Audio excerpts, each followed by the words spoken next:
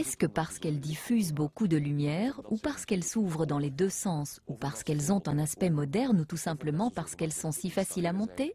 Peu importe, les portes en verre ont plus d'un atout et sont aussi très en vogue. Tout comme ici, vous pouvez les monter dans un cadre de porte, ou tout simplement les monter sans cadre à l'intérieur de murs finis. Veillez à ce que votre cadre ou vos murs achevés soient 1 centimètre plus haut et plus large que le panneau de porte. Préparez d'abord la porte. Les trous nécessaires ont été pré-percés dans le verre, aussi bien pour les charnières que pour la poignée. Les trous pré-percés des charnières ont encore un peu de jeu. Veillez donc à ce que les deux charnières soient montées de façon droite et à distance égale du bord.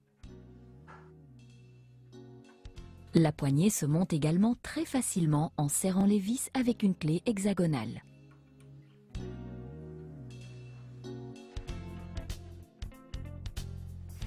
Posez ensuite la porte dans l'ouverture sur de petits blocs d'un demi-centimètre.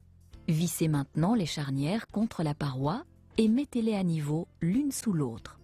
Une ligne laser est pratique pour cet ouvrage, mais sachez que vous pouvez aussi faire le tracé préalablement à l'aide d'un niveau. Serrez d'abord 2 vis dans chaque charnière et testez la porte. Si celle-ci est bien montée, serrez les autres vis.